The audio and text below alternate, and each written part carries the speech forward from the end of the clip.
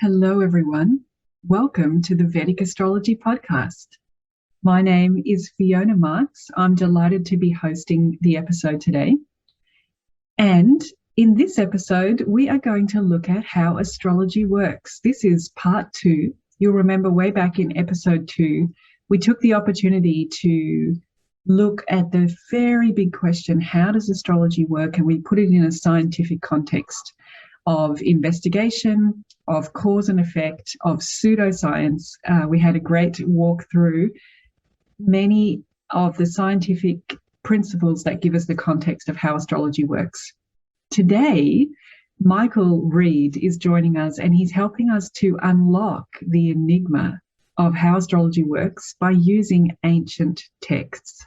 It's a fascinating episode. In fact, it's a little bit of a mystery episode today. It's like we're in a Dan Brown novel. It's not the Da Vinci Code, it's the astrology code. And could it really be the case that the secrets of how the mechanics of astrology work have been in front of our eyes all the time? So Michael's going to lead us through his detective work and put all of these pieces together. And we're going to be consulting sources that you and I are probably already familiar with. There's this whole idea that sometimes knowledge is hidden in plain sight.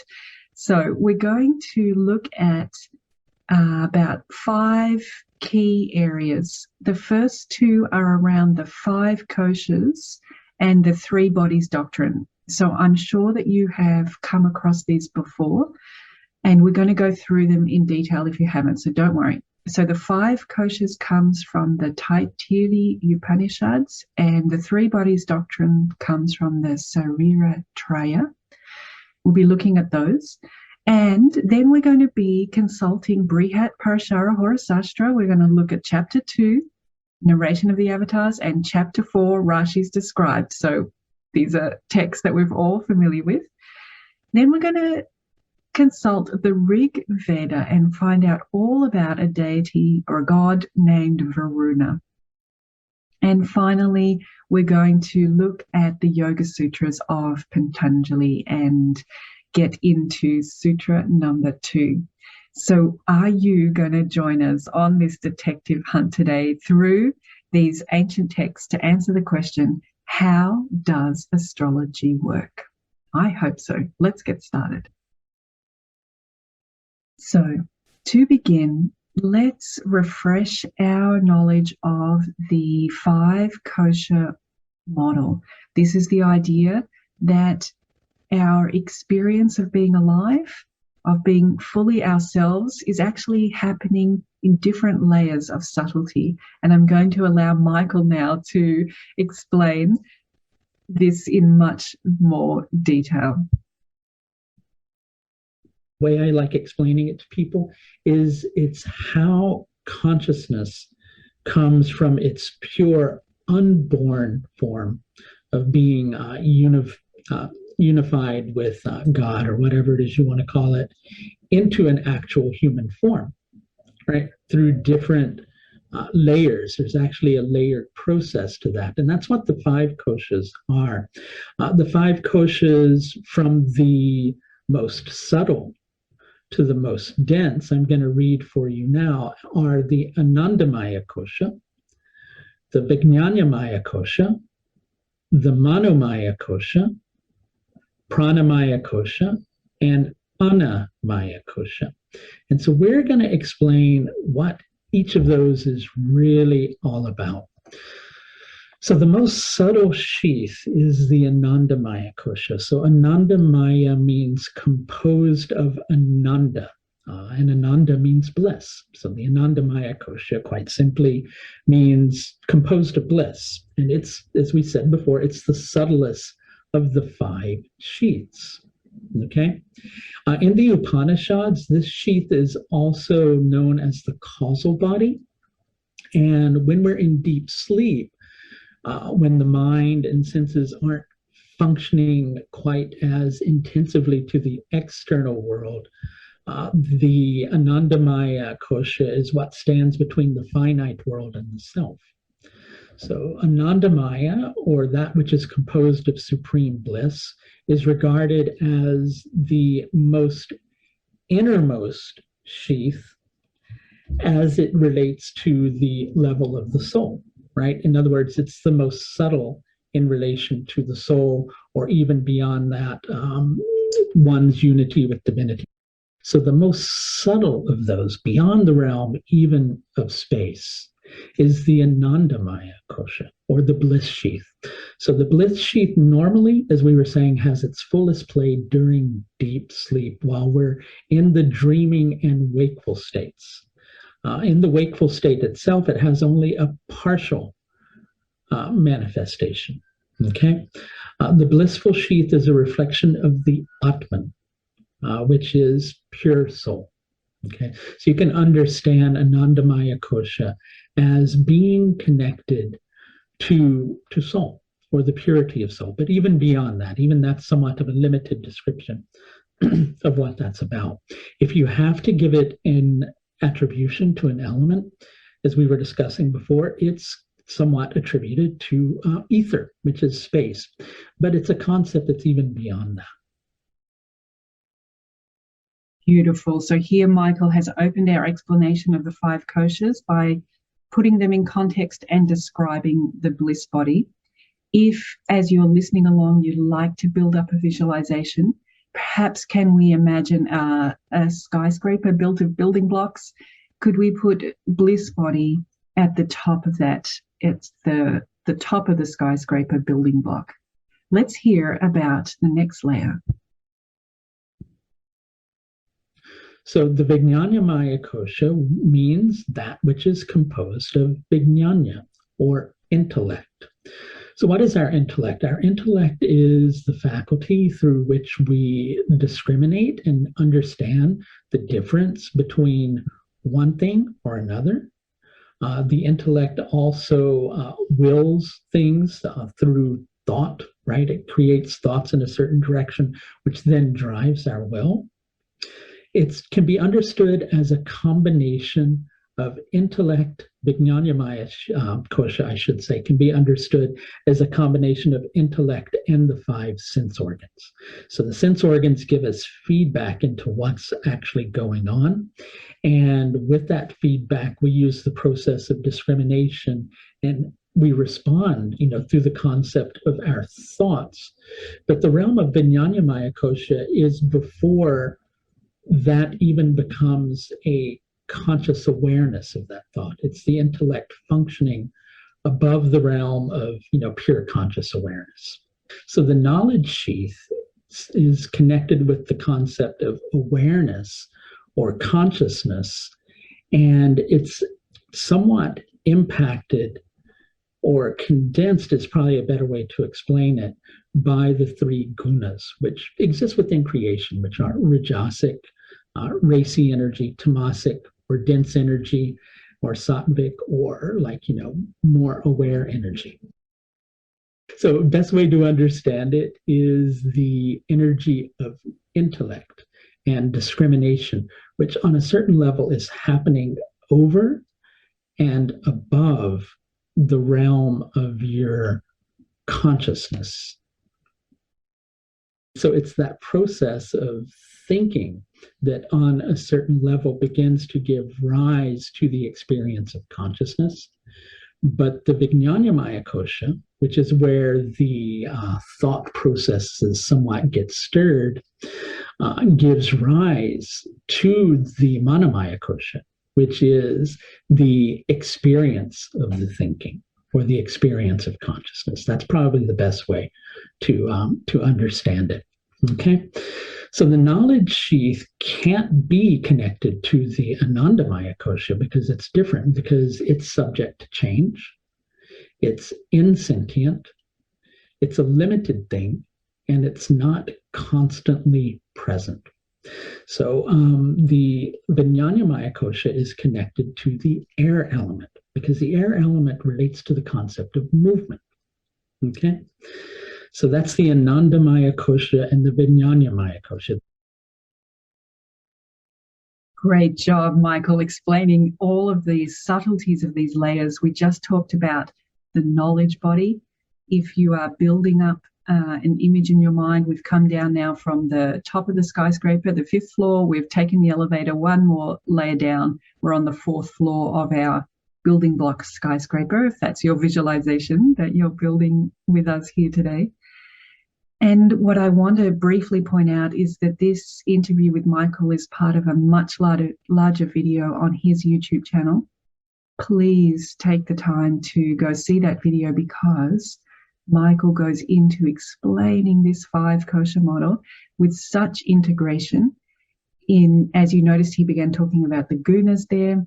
When he was talking about the bliss body, he linked it with all of the elements. So for today's mystery detective story, we are cutting to the main contents of this puzzle that we want to put together. But I really invite you to go watch the full video. And of course, I'm including the link in the description and the show notes. Okay, so we've covered the bliss body and the knowledge body. Let's hear about the mental body. Then we have manomaya kosha, which means composed of manas, or mind, or the consciousness.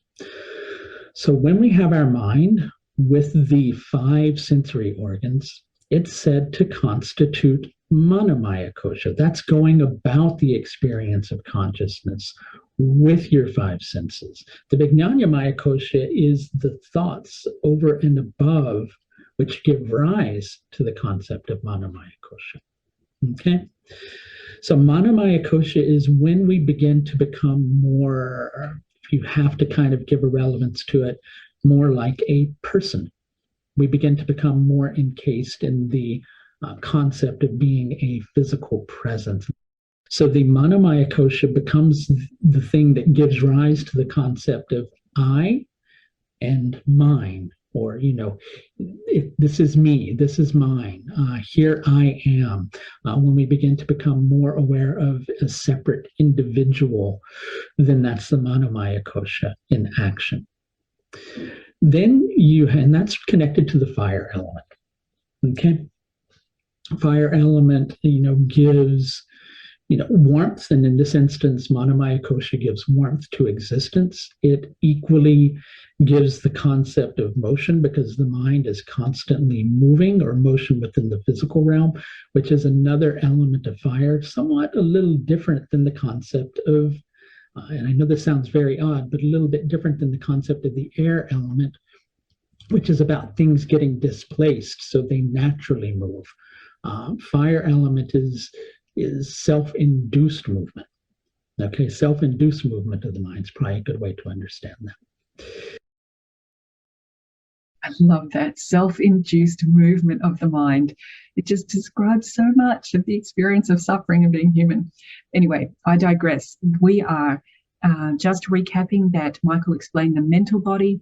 So if you're building this visual model with me, we've come down from the bliss body on the 5th floor, we've caught the elevator down to the 4th floor, the knowledge body, and now we've taken the elevator one more level down into the mental body. And let's find out now about the energy body. Then we have pranamaya kosha. Most people understand the concept of prana. Prana is the vital principle that tends to give energy to the body, and really it holds together the body and the mind, which, if you notice, when your mind gets bothered by an experience externally, what do we hear constantly when people are stressed? We're constantly hearing. And you see that the breath starts getting short because the person's mind is getting a bit disturbed and stressed out, and the body responds to that. And that's pranamaya kosha at work. So prana, or the vital principle in the body, pervades the organism, and its physical manifestation is through the breath. When this vital principle of prana exists in the organisms, as long as it exists there, life will continue for the person. And when prana no longer exists, then the person's life is considered to be over. When the pranamaya kosha is coupled with the 5 organs of action, it forms the vital sheath. okay, which is the pranamaya kosha, which then becomes more denser and becomes like, the actual body, as we're going to talk about here in a moment.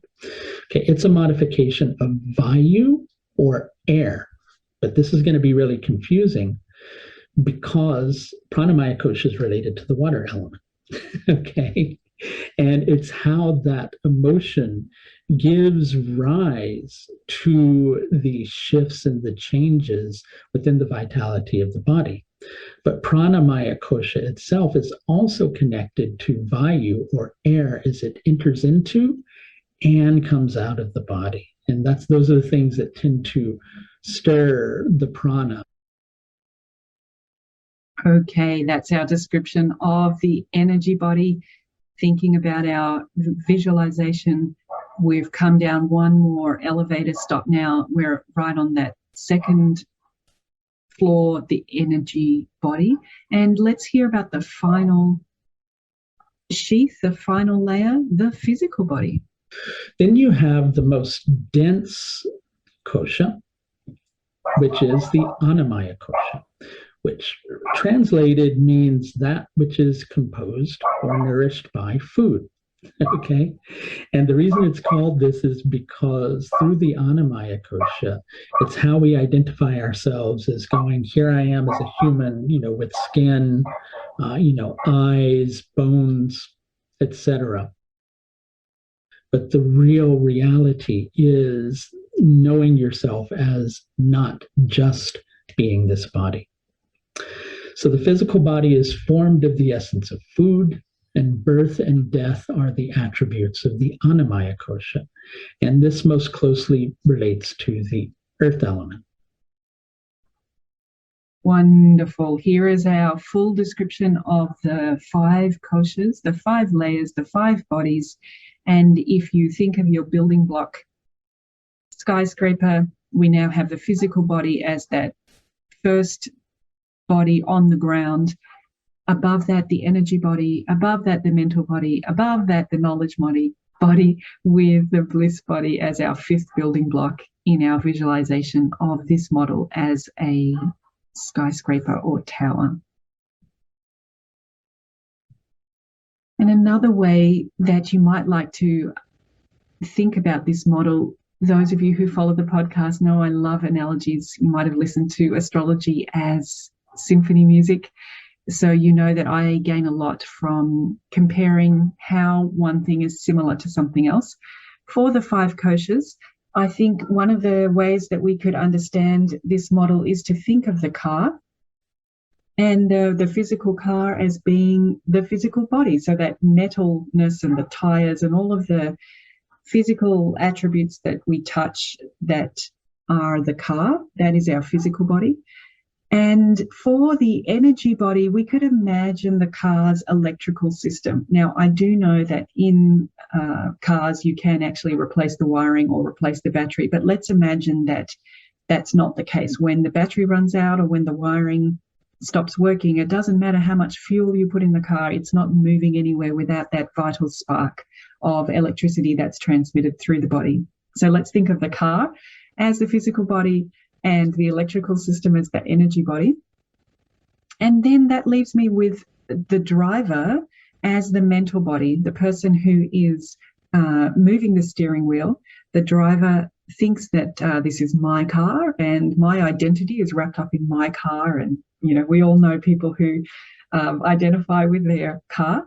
And it also feels pretty great to be the driver. You can move this vehicle around. So it definitely gives one the sense of one's ego. So mental body could be the driver. And then perhaps to expand this analogy up towards the knowledge body, we could imagine perhaps that the knowledge body is the GPS, it's the guidance system, it's the maps, it's the way that we can witness where we're going. We can have some detachment that I am this little car and I want to move here and this is how I'm going to get from A to B. It's got that knowing to it, and it's got that witness, mindfulness element that we know comes from the knowledge body. And it's also got that lovely quality that Michael spoke about, that it's not always present. that we consult the knowledge body. So we go consult the GPS and then we drive around. But there are many journeys that we learn automatically that we no longer connect to the GPS because we just know how to get there. Okay, and so then that leaves us with the bliss body. And for me, the bliss body it's the destination. It's the home that we are driving to. It's that intangible feeling that we know when we get where we're going, that we've arrived, that's the destination. That's what I'm calling the bliss body. So the whole point of having this physical car is to take us towards that feeling of home, that feeling of destination, that feeling of bliss. So we can get very distracted in that driver level where it's just so much fun to have a car and we enjoy driving it. And if we don't consult with the knowledge body or the bliss body, then we're just kind of driving around, which has a certain level of entertainment all of its own. But eventually the experience of being alive, we do want to check in with the GPS, and the GPS is only useful if it's connected to that home destination, to where we're really going, to that feeling of bliss, of home. So you may, as we're on a podcast, an audio medium, you may want to have the visualization of the 5 building block skyscraper, or you might like to have the analogy of the car. Hopefully one of those is going to help us get through solving this mystery of how astrology works. And I also want to recap one thing that is important in moving us to the next part of our discussion of these puzzle pieces in solving the mystery of how astrology works. You might remember that Michael mentioned the causal body. I'm just going to replay that. The Anandamaya kosha quite simply means composed of bliss. And it's, as we said before, it's the subtlest of the 5 sheaths. Okay? In the Upanishads, this sheath is also known as the causal body. And when we're in deep sleep, when the mind and senses aren't functioning quite as intensively to the external world, the Anandamaya kosha is what stands between the finite world and the self. So here we have, just recapping, that Michael is linking the bliss body to the causal body. And by doing that, he's bringing in the 3 bodies doctrine that we spoke about at the beginning. So we're moving on slightly to another text here. We're just integrating the 5 koshas with the 3 bodies. The 3 bodies are the causal body, the astral body, and the physical body. That's the 3 bodies doctrine. And you can see that Michael's made that link between the bliss body and the causal body. So he's joining these 2 models, putting them side by side so that we can understand how to unlock this mystery. And once again, I just promote to you to check in with Michael's whole video, because this is one of the things that's really rich in the discussion that I had with Michael, is how the 5 kosha model connects with the 5 elements, connects with the gunas, connects with the 3 bodies doctrine, and more and more. So please, if you're enjoying today's podcast and you want to know more, go check out the full video, which I'm providing the links to. Now, we've got our foundation.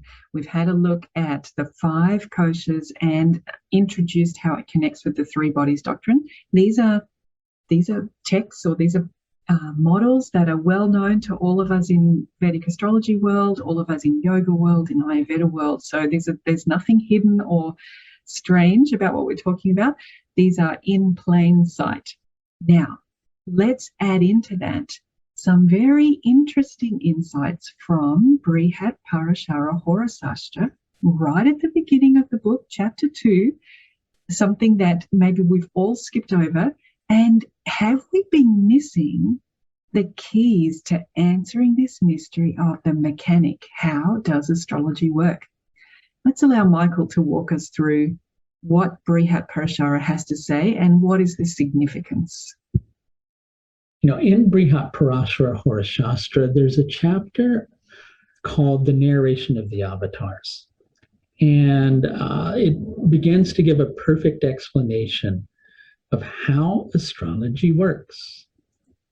Only thing is if you just read over it lightly, as I was saying earlier, because most people, when they go in and they read Brihat Parashara Horus Shastra, they're wanting to learn the astrology techniques.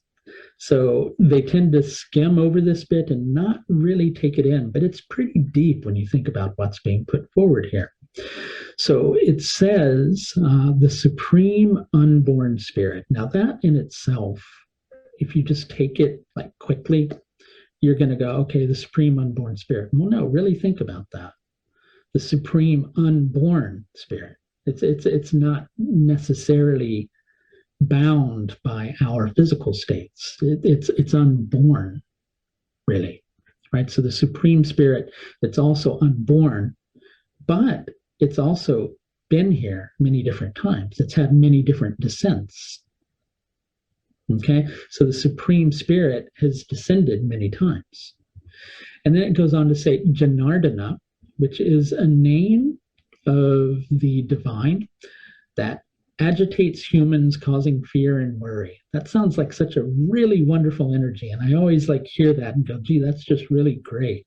So that moment where you're going, why me? Then that's Janardana at work. It's the concept that's done so that we're stimulated into working out our karma.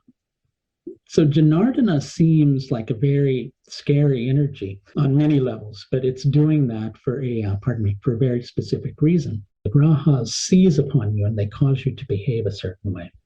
So Janardana, or God in the form of grahas, rewards the fruits of our karma. So Janardana is the aspect of God that agitates humans, causing fear and worry. But Janardana in the form of the planets, or the grahas, rewards the fruits of the karma of the living beings. So powerful and insightful right there in the opening statements of this chapter. I love how the grahas are being mentioned here, and I think it's really important that we keep that in mind, the link between the unborn spirit and using the grahas to incarnate. But let's see what else Brihat Parashara has to say. It then goes on to say that destroying the strength of the daityas, which are more of the demonic race. So destroying the strength of the daityas and increasing the strength of the devas, aiming to establish dharma, or the path of righteousness, the auspicious births of the divine proceed regularly from the planets. And all others are also planetary born. That means me and you and everything else, right? So all others are also planetary born.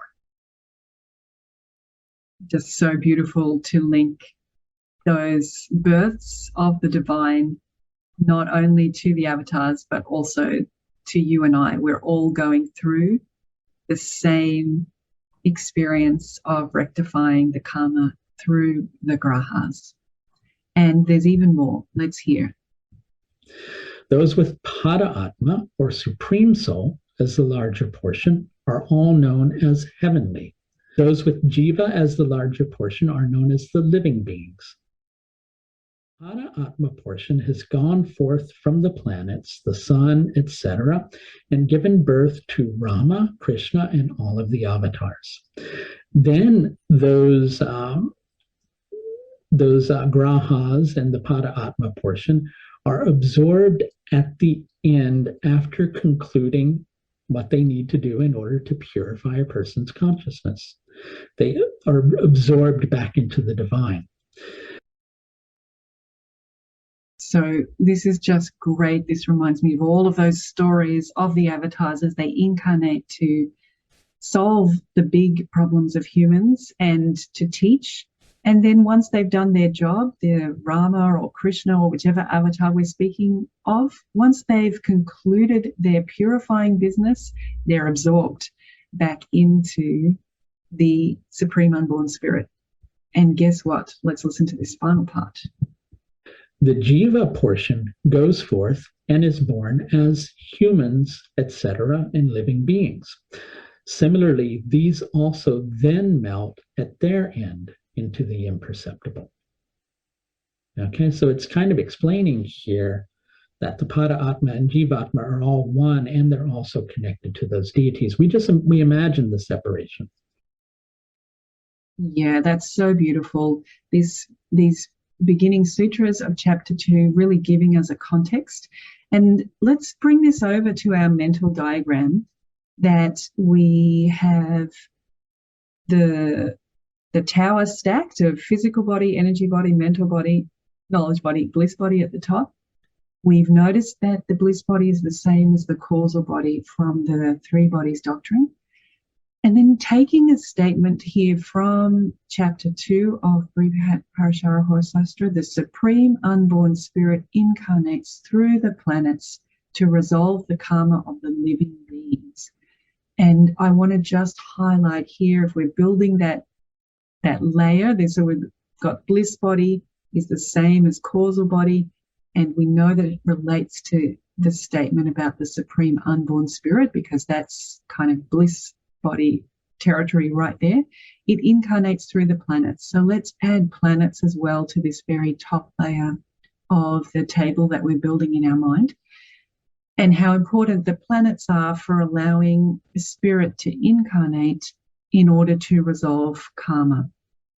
The grahas, the planets, are the energies that pull at that consciousness, bring it into a physical form, and allow the karma to play out, so that things can be rectified, things can be cleansed, cleared, and we are released from our karma and returned to bliss. So this is what we can take from Brihat Parashara Horasastra chapter 2. We've integrated it with the 5 koshas and with the 3 bodies doctrine. And our mystery continues. What else can we find out from Brihat Parashara Horasastra? The Rashis are a field in which those incarnations of Vishnu, or those planetary energies, operate. And that's what begins to be described here in this chapter on the Rashi characteristics, where he goes on to say the imperceptible Vishnu. So that which is imperceptible but also permeates everything, Janardana, is also the Kala Rupa, or the figure of time, whose limbs or body parts become unconscious as the Rashis, or the signs, beginning from Misha, the round. Okay, so this is saying that the Rashis are unconscious body parts of Vishnu. And this is a very important puzzle piece, isn't it? And we're going to add it to our mental model. But before we do, let's just highlight, this is from chapter 4 of Brihat Parashara Horasastra. The description of the Rashis, this is Sutra 2. And I also want to highlight that, have you noticed how the avatars are gods and deities? We just spoke about them in chapter 2. We know that the Nakshatras, for example, all have deities, but have you ever noticed how the Rashis have earthly creatures?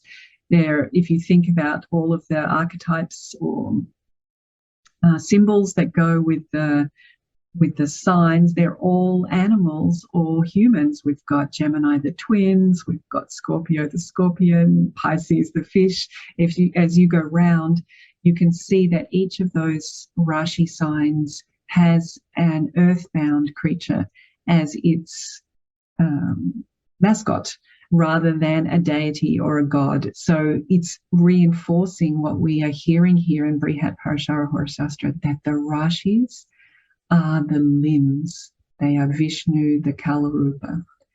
So if we take that to our mental model, we were building up, last time we came to this model, we were building up the bliss body, that layer going across the top there with the causal body, and all the way over to the planets. Let's now move right down to the ground floor of our tower, where we've got the physical body. We know that maps to the physical body in the three bodies doctrine. So we can add that to that layer. And now we know from Brihat Parashara Horasastra that Vishnu is Kalrupa and is the limbs of the Rashis. The Rashis have a link to the physical body. Let's add them in at that layer, that the physical body and the Rashis have something to do with each other. Whereas if we go all the way to the top of the tower, the bliss body, we know that the planets are what's involved in pulling the bliss body into physical experience. So we know something about the causal body. We know something about the physical body. What about the astral body? What do we know about the astral body? How is that bridging the gap between the physical body and the causal body? And what communicates between those planets and the Rashis? That's where we're going to go next, is have a look at the astral body. But before we do, let's just wrap up this section as Michael just summarizes the journey we've been on so far. Then those energies of the signs are taken and they're made on a certain level more dense and focused and fine-tuned into interacting with the bhavas or the houses or the different areas of our life. So the planets are creating the stir within our existence, and then that's being like focused through the Rashis so that it impacts a certain area of our life. Great summary of what we've covered so far with the 5 koshas, the 3 bodies doctrine, and 2 important chapters from Brihat Parashara Horasastra. This leaves us with another tangent to go looking in our mystery. We've got another area that we can investigate, because so far we haven't heard about the astral body and how is that bridging the gap between the physical body and the causal body. We also haven't heard anything about the nakshatras. Nakshatras are a different thing all of their own. They act as a messenger from the Annamaya kosha, the Vijnanamaya kosha, into the realm of the Manomaya kosha. So they're like the bridge, so to speak. All right, let's see what else we can find out about the nakshatras. It sounds like it's time to fill in that part of the puzzle. To do that, we are going to learn more about a god named Varuna. The deity Varuna, who is a Vedic deity who seemingly was connected to different things, but he's not really. So Varuna as a Vedic deity was first connected with the skies.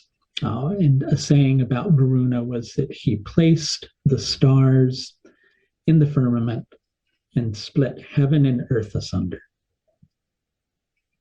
Okay, so the stars being placed in the firmament means that Varuna is responsible for creating the nakshatras, because he created the stars, which is what the nakshatras are. They're sections of the skies connected to fixed stars. Okay. Then he's connected to water, which we'll explain here in a moment. Then justice, and then the concept of truth. We'll revisit how all of those are interconnected. There's something so beautiful about that statement, isn't there? Splitting heaven and earth and creating the stars in the firmament as a way to reconnect heaven and earth. I think it's something beautiful about the role of astrology for all of us. But let's keep going about this multi-talented god Varuna. Varuna was also one of the Adityas. So the Adityas are known as the sons of Aditi, who's the boundless mother. Okay, so the Adityas are the children of Aditi. So the Rig Veda lists 7 of these, while the text Bhagavata Purana lists 12, which are then referenced to the sun. So if Varuna is connected as one of the Adityas, then that means that Varuna is connected to the sun. Okay, because the adityas are 12 different versions of the sun, turned into deities. And so that's something that we're supposed to note. Now, the sun in astrology relates to the Atman, or the soul. Okay, so Varuna is connected to the soul because Varuna is the sun, as a deity, so to speak, one of the adityas. Okay, so now we know that Varuna has not only split the heaven and earth and created the stars, also therefore creating the Nakshatras, but now we know that Varuna is equally related to the sun, or is an incarnation of the sun. Varuna is also the lord of the waters and water creatures. And as lord of the waters and water creatures, he also relates to the oceanic consciousness of God, which is vast and deep. The ocean waves themselves are a result of the moon's gravitational pull on the earth. Right, so we need to remember that. The ocean waves are a result of the moon's gravitational pull on the earth. Varuna is also connected to the waters. So that means that if Varuna is connected to the waters and to consciousness and to nakshatras, Varuna is connected to the experience of consciousness and equally the experience of the nakshatras, which are stars in the sky. And for there to be those stars in the sky and the splitting of heaven and earth asunder, there has to come into existence the concept of duality and how to rectify that experience of duality, which is generally done through the nakshatras. More and more, we're seeing how Varuna is essential to understanding the mechanics of astrology. I wonder if there's any more. Let's listen. Now, Krishna, which is the incarnation of Vishnu that's connected to the moon, states that amongst water creatures, he is Varuna. So Krishna is the incarnation, as I just said, that's connected to the moon. So it's no surprise to understand Varuna, because if Krishna says amongst water creatures he's Varuna, Krishna is saying that, he's Varuna. So we can understand Varuna is also being the presiding deity of the moon. But wait, Varuna is connected to the sun. Which of those is it? It's both.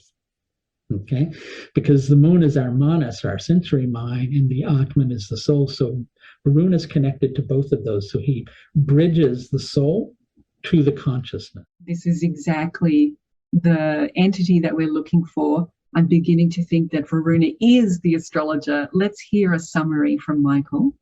Because the moon is our manas, our sensory mind, and the Atman is the soul. So Varuna is connected to both of those. So he bridges the soul to the consciousness.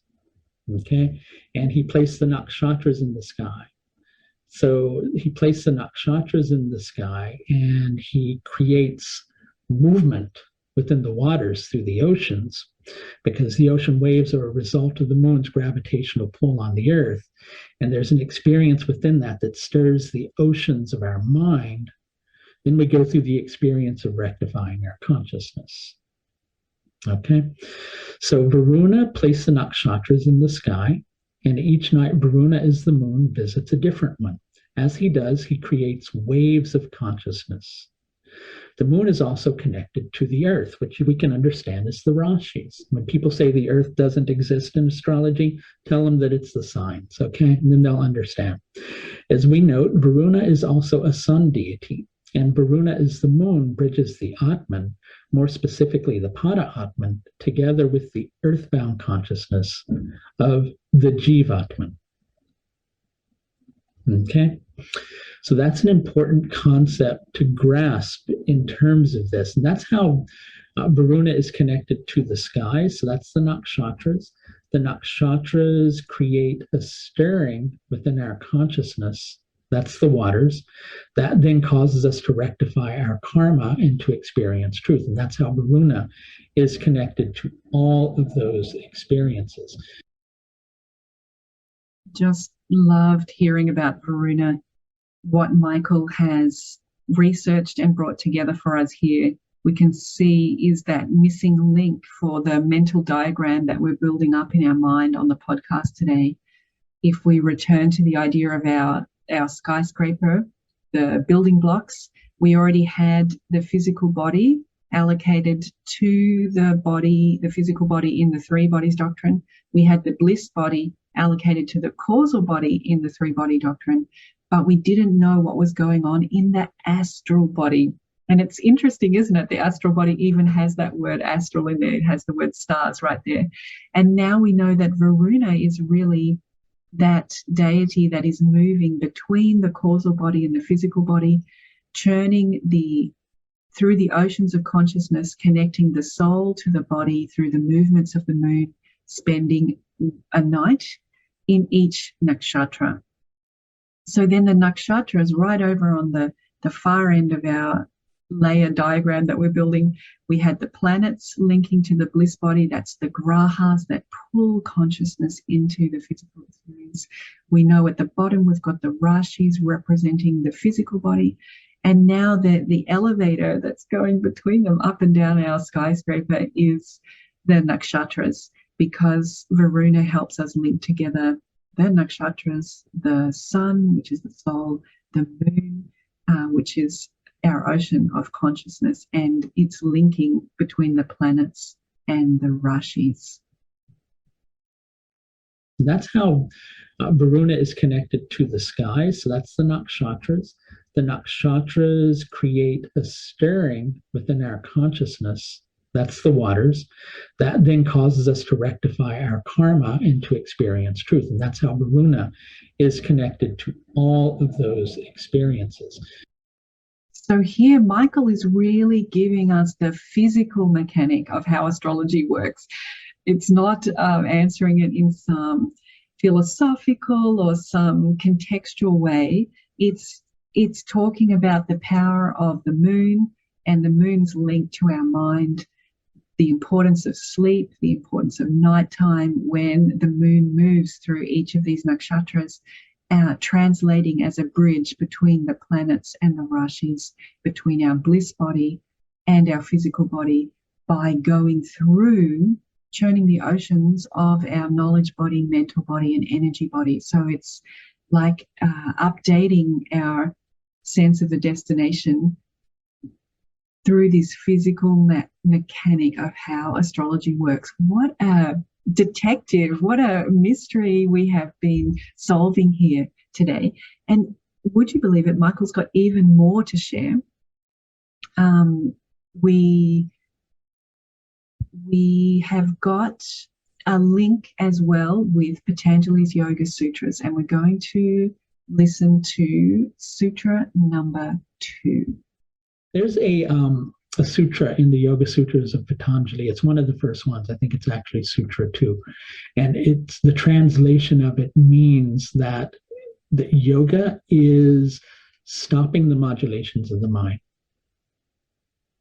Okay, so it's stopping or not being impacted by those waves, right? When we get to that state, we're no longer going through the experience of waves or ripples, or the experiences that we're having no longer stir us or create disturbances in our prana or in our vitality.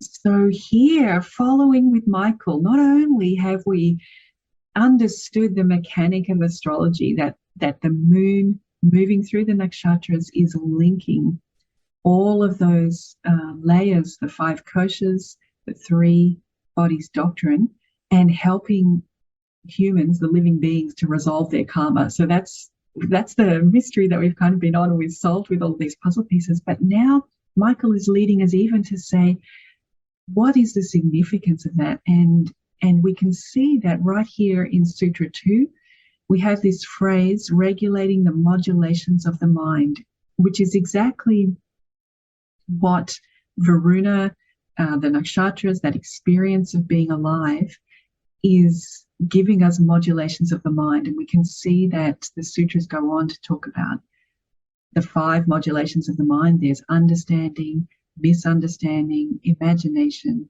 sleep, and memory. And our ears prick up at sleep, because it's one of the things that has connected the whole podcast today, is that when we are in the sleep state, we are more able to connect to the bliss body. So we know that something about the mechanic of astrology and rectifying our karma works through that sleeping, through that connecting with the bliss body. But also we can see that understanding and misunderstanding are also modulations of the mind. And astrology is helping us in several ways. One is to understand the true purpose of sleep. So that's great. We know that that's when we're closest to the bliss body. But it's also helping us with understanding, misunderstanding. These we can tell straight away from the words that are used, understanding and misunderstanding. We know we're talking about the knowledge body. And astrology helps us connect with the knowledge body, which gives us some distance from the drama of those churnings of the ocean. So I think this is wonderful insight into what astrology is really for. It's, in my opinion, when I listen to this from Michael, what I'm hearing is that it's not for us to become so sensitive to the modulations of the mind, not for us to become so focused on that movement of the moon through the ocean of consciousness, but rather for us to detach from those modulations of the mind, to see them as waves, just like all seafarers understand there are waves. We don't take them personally. We just ride the wave as best as we can. So it helps us be in our knowledge body and understand which waves are coming, and therefore we're better prepared to how to handle our boat through that particular form of waves. But we are not taking the waves themselves personally. And this is really key to yoga, isn't it? I quite often have these conversations with people about astrology not being a yoga. And it really is, on a very deep level, a yoga and a way of a path or a way or a path of beginning to understand yourself and doing the work that you need to do so you can get beyond that experience of being, bound by what's going on in your life. Yes, this is the gift of the mystery that we're solving today by looking at the ancient texts. Is not just the mechanic, which has been in front of our eyes the whole time, unveiled here by Michael's detective work, but also the purpose, what we can really do with that. So astrology can help us move into our knowledge body in relation to the stirrings of the oceans of consciousness, because it objectifies all of those movements. It takes them and places them somewhere where we can witness them rather than being in the middle of them. And this prevents us from identifying with the drama, because we are all here to clean out our karma. We know that that's what we're doing. So what is the role of the moon? What's the job of the moon? The moon's job, or the consciousness's job, is to reflect the light of the Atman, or reflect the light of the soul, reflect the light of the sun. And the moon waxes and wanes in its capacity to do that. So we get caught up in this turbulence of our existence.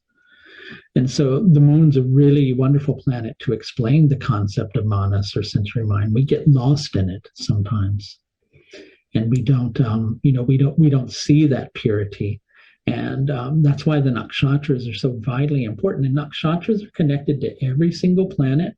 Nakshatras can be connected to, if you work with house cusps, you can connect nakshatras to houses. So really everything can be connected to a nakshatra, and you can understand how you're supposed to grow any experience in your life.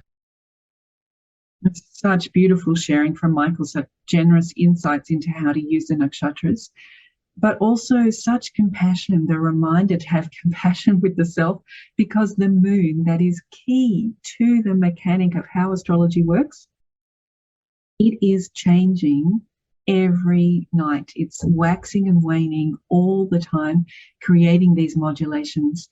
So it's natural that we have, while we haven't been aware of this insight, of course we get affected by those changes in the moon, and with knowledge we can begin to regulate the modulations of the mind, have that healthy relationship with the waves, knowing that they are occurring rather than taking them personally. So let's recap this incredible mystery journey that Michael has been so generous to share with us in all these inputs from different ancient texts and answer the question how astrology works in a very mechanical way, the actual process. So astrology works by the moon churning the oceans of consciousness. Each night it travels through a nakshatra. Therefore, it's linking the planets, the causal bodies, to the rashis, the physical body, and all the layers in between, helping the living beings to rectify their karma. What a powerful journey Michael has taken us on. I'm going to leave the last couple of phrases for him. Here we go. That's how Varuna is connected to the sky. So that's the nakshatras. The nakshatras create a stirring within our consciousness. That's the waters. That then causes us to rectify our karma and to experience truth. And that's how Varuna is connected to all of those experiences. And finally, reminding us the job of the moon. The moon's job, or the consciousness's job, is to reflect the light of the Atman, or reflect the light of the soul, reflect the light of the sun. And the moon waxes and wanes in its capacity to do that. So we get caught up in this turbulence of our existence. And so the moon's a really wonderful planet to explain the concept of manas, or sensory mind. We get lost in it sometimes. And we don't see that purity. So beautiful. Thank you, Michael Reed, for sharing all of your investigation with us, for answering this question, how does astrology work? You've answered it in a completely different way to episode 2. I want to thank everybody who has listened to the podcast today and invite you to let us know, what are your reflections from today's podcast? What does it make you think about? What insights are you having? Get onto the blog and share your thoughts. And please also go ahead and watch the YouTube video on his channel, where he's got the time and the freedom to go into so much more of the interconnectedness of these ancient texts.